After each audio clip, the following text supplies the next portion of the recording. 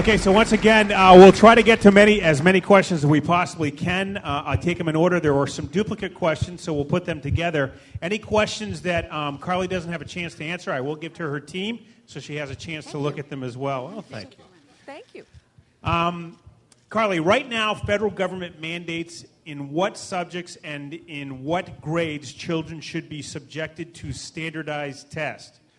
Do you oppose the federal government having this power? Yes. But allow me to elaborate.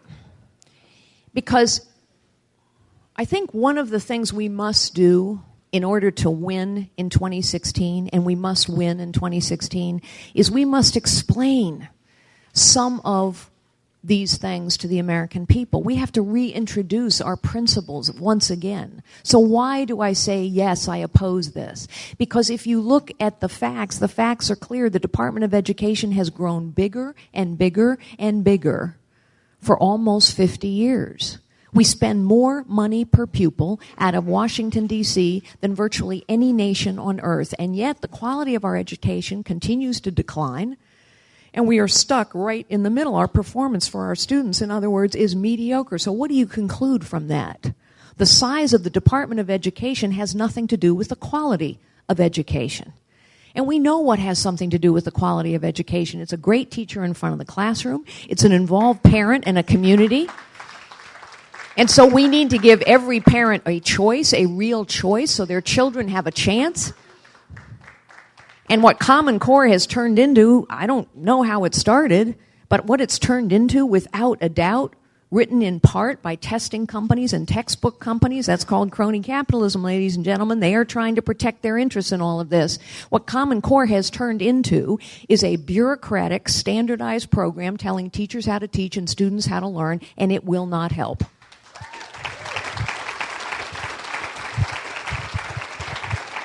Next question. How do you plan to control the lobbying efforts of special interest groups who use their money to exploit Congress? Yeah. Well, there's a really important question, isn't it? And it does have to do with this complexity of government. So why is just as one example, why is a 73,000-page tax code so damaging to the potential and the opportunity and the future of this nation? Because a 73,000-page tax code is so complicated that only a big, powerful interest can understand it.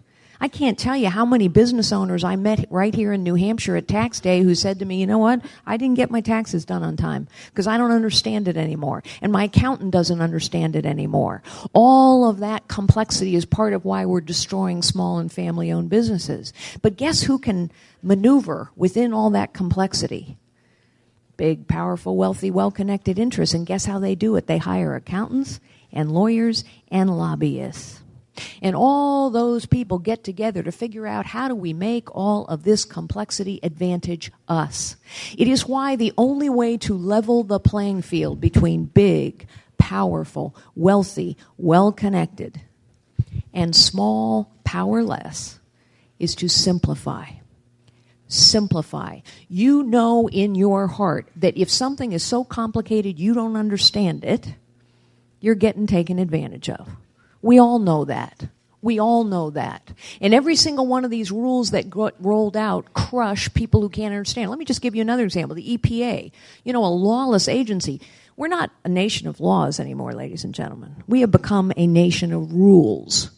And rules are being rolled out by rule makers who are not accountable to anyone and not elected by anyone. And they are destroying... They're destroying whole industries. They're destroying the coal industry, not on the altar of science, on the altar of ideology, which we can talk about if you like. But my point is this. The EPA, as an example of these special interests and how complexity favors the big, the powerful, the wealthy, the well-connected. The EPA just rolled out a whole new set of rules called WOTUS, the waters of the United States.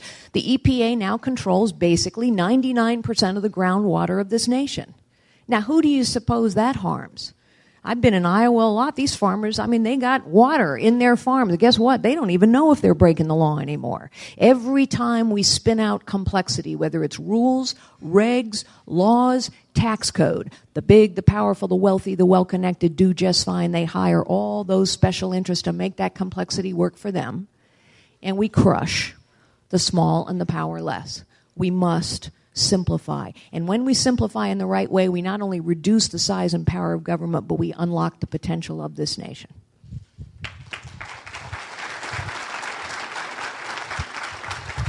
Next question, and I have to say, the person who submitted this question, you have awesome handwriting.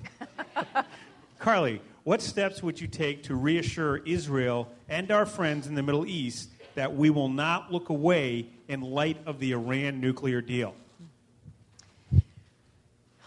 It's such an important question because as we are seeing play out day by day, the world is a very dangerous place when we don't lead.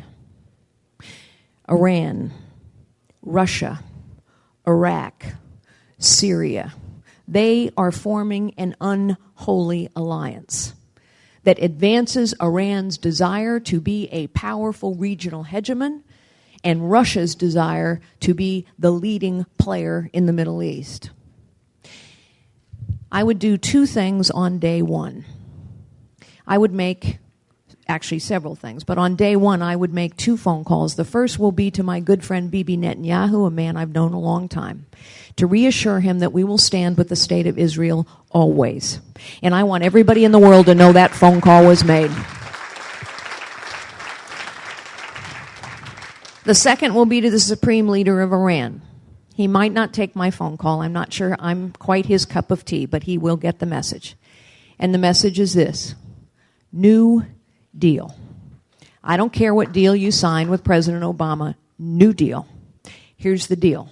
Until you open every military and every nuclear facility to real, anytime, anywhere inspections by our people, not yours, we, the United States of America, will make it as difficult as possible for you to move money around the global financial system. We can do that. We don't need anyone's permission. We don't need anyone's collaboration to do it. We must do it. We must cut off the money flow. And with those two phone calls, everyone in the world will understand. The United States of America is back in the leadership business. We will stand with our allies and we will confront our adversaries.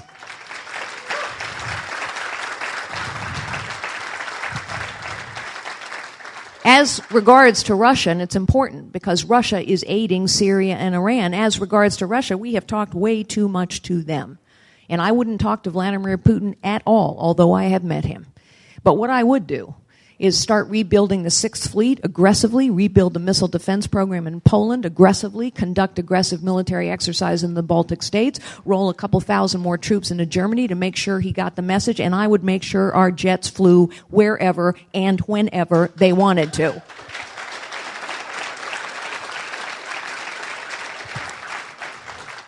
I would confront China in the South China Sea. They're trying to control a trade route worth $5 trillion. And the longer we go on and do nothing about it, which is what this administration has done, nothing, the more bold they become in building military bases and trying to choke off access to that trade route. But I would also hold a Camp David summit with our Sunni Arab allies, the Turks and the Kurds. The Turks, the Kurds, Egypt, Saudi Arabia, Jordanians, Kuwaitis, Bahrainis, Emiratis, I know all of them. The point is, all of the nations that I just named have been trying to work with us to push back against Bashar al-Assad, defeat ISIS, and they've asked us for very specific things. The Kurds have been asking us to arm them for 3 years. We haven't done it. I will. The Egyptians have asked us to share intelligence. The Turks have been asking us to work with them to create and maintain a no-fly zone in the northern part of Syria. These allies will stand up and fight. They will push back, but they will not. They cannot, unless they sense leadership, support, and resolve from the United States of America. And finally, we must begin rebuilding our military and caring for our veterans because we must have the strongest military on the face of the planet. Everyone has to know it. This will be the last question. It's a doozy, too. What is your plan to reduce the debt? Well, it's the right question, isn't it? And how long have we been talking about that? How long have people been running on that? Long time. Well, you know the answer to this. Remember, common sense, good judgment, all these problems are solved. But you know the answer to this. What are the only two things we can do? Grow the economy, cut spending. Grow the economy, cut spending. Grow the economy, cut spending. That's it, folks. That's all we can do. The good news is, if we do it the right way, we cut spending and help grow the economy. So, example, if you take a 73,000-page tax code and get it down to 3, why 3? Because 3 is about as much as a single individual can understand. So, I'm going to need your help. Press 1 for yes, 2 for no. But the point is, when you go from 73,000 pages to 3, that requires us to close every loophole, all these deductions, all these special interests. When you go from 73,000 to 3, what happens? Not only do you help grow the economy, because all these small business owners and entrepreneurs go, yay, I know how to build a business with this kind of tax code, but you also need a whole lot less IRS agents, right? Right.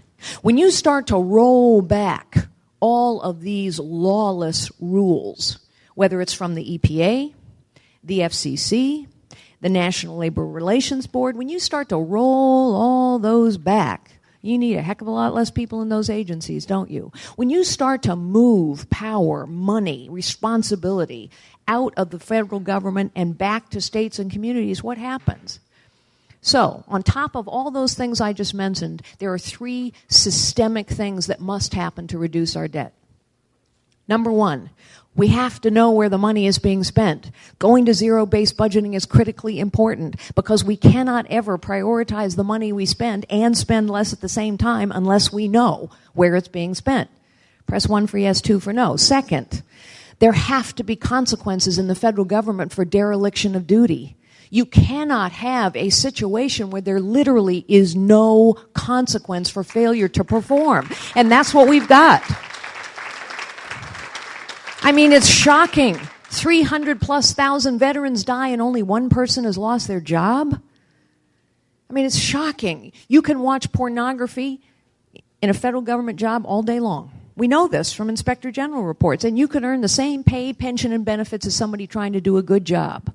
So we must go to some version of a meritocracy where there is consequence for a failure to perform and reward for contribution and merit. Press 1 for yes, 2 for no.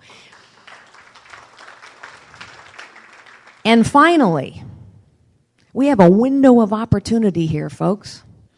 And only somebody who understands bureaucracies, and I do, understands this opportunity. In the next 4 or 5 years, we're going to have 256,000, roughly, baby boomers retire from the federal government. I will not replace a single one. But current course and speed, we're going to replace every single one.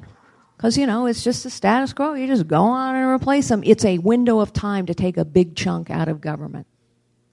Ladies and gentlemen, I think that was the last question. So if you allow me to just leave you with a couple thoughts. We have to win this election in 2016. We have to win it. And in order to win it, I believe we need a nominee who will fight against the propaganda and lies of the other side, but who will also fight to reintroduce the American people to what it is we believe. I was asked on The View recently. I went on The View. I was asked why I was a Republican. That was the question. Why are you a Republican? And that's a question we need to answer. And my answer was this. Because I know no one of us is any better than any other one of us. Each of us is gifted by God. All of us have potential and can live lives of dignity and purpose and meaning.